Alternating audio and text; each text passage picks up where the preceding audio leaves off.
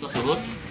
Kebetulan saya memahami permasalahan ini karena saya pernah menjadi komisioner Komisi Penyiaran Indonesia Daerah Sumatera Utara tahun 2008 sampai 2012. Ya, permasalahan seperti ini nggak akan pernah tuntas jika tidak ada orang-orang seperti Pak Andi yang akan menggebrak untuk penegakan hukumnya. Karena seperti benang kusut ini permasalahan terkait dengan penyiaran. Ini saya kata penyiaran. Ya, frekuensi kan punya negara sebenarnya kan. Nah, ini harus benar-benar ya orang-orang yang seberani Pak Andi Kusuma. Makanya pada saat ketemu tadi ini baru ketemu tadi malam kita sharing, saya langsung menangkap bahwa ada sesuatu yang tidak benar di dalam pemakaian tiang listrik. Ini sebenarnya hal simpel pemakaian tiang listrik kan. Tetapi di dalam ini banyak rentetan permasalahan yang harus dibongkar sebenarnya. Nah, inilah tugas dari seperti Pak Andi bilang, kami ini kebetulan saya lawyer juga. Bagaimana cara mengungkap banyak undang-undang ataupun dugaan pelanggaran hukum tadi terkait undang-undang penyiaran, terkait hak cipta, terkait tidak adanya izin segala macamnya. Ini nanti kami akan petakan mana yang harus dimunculkan. Yang muncul sekarang adalah permasalahan pemakaian tiang listrik yang dianggap ilegal. Seperti punya negara memakai tiang listrik dengan konten ataupun produk yang dianggap ilegal, ini perlu pembuktian.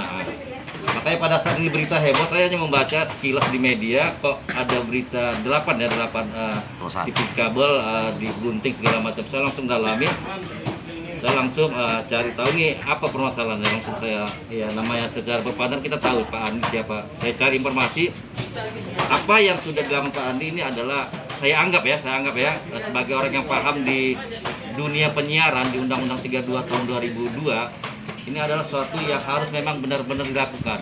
Pasti akan banyak rintangan dan tantangannya. Baru dimunculkan langsung Pak Andi mau dilaporkan. Ini kan kita harus komprehensif menilainya, dilaporkan atas nama apa? Ternyata di blow up atas nama sebagai eksekutor, pengacara sebagai eksekutor.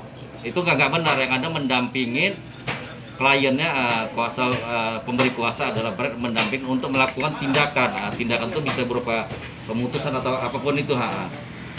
Jadi untuk sementara ini ya saya anggap ini sesuatu yang memang harus benar-benar dari semua untuk dilawan tindakan-tindakan yang melanggar hukum di dalam terutama undang-undang penyiaran maupun pemakaian daripada tiang listrik tersebut.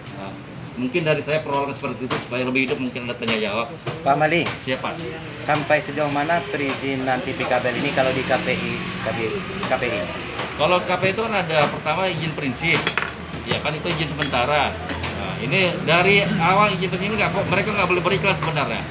Yang kedua izin prinsip penyiaran ini izin permanen, ini ada masa waktunya juga. Saya agak lupa 3 tahun atau berapa 5 tahun ya, tapi ini diulang kembali ya. Nah, di dalam ini juga ada sebelum muncul ini sangat saya selektif untuk memunculkan adanya izin prinsip penyiaran.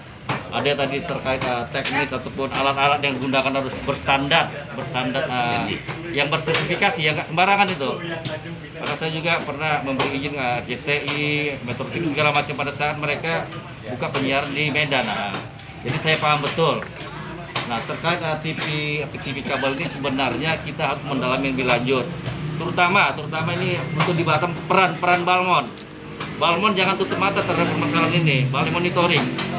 Semua KPI ini hanya ada batasnya, hanya untuk memberi perizinan saja administratif. Pada saat IPP ini ada, Balmon harus turun tangan, terutama terkait masalah tadi ada tiang listrik dipakai oleh kabel-kabel segala macam. Ini sebenarnya yang harus melakukan tindakan adalah Balai Monitoring di bawah Kominfo ataupun di bawah Kementerian Kominfo. Sementara itu Pak. Oke. Jadi selama ini Balmon itu tutup mata ya Pak? Tutup mata atau gimana? Ya ini kita cari tahu Ya kalau kita lihat ini kenapa baru dikatakanlah dimuncul Pak Adi kok pada heboh semua. Saya juga menanyakan gimana-gimananya. Kalau boleh tahu Pak, Balmon ini perwakilannya untuk Kepri di mana? Dulu setahu saya di Sekupang. Mengarah ke rumah sakit.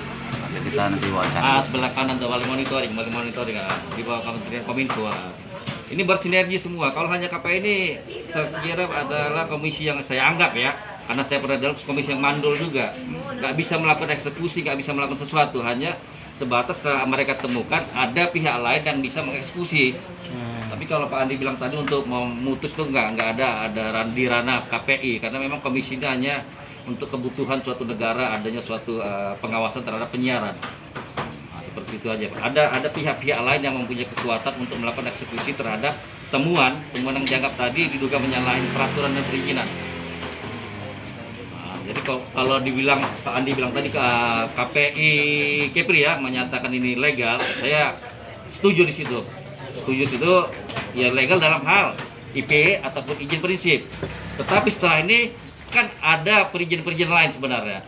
Dia kerjasama dengan PLN misalnya untuk memakai tiang listrik kepentingan negara ini bagaimana perjanjian segala macamnya. Apakah uang kontrak ini masuk ke negara atau ke oknum? Ini kan perlu kajian lebih lanjut. Nah, ya kalau berbicara hukum ya orang hukum itu harus detail mendalami, nggak hanya sembarangan memunculkan suatu permasalahan. Terus Pak, Oke. itu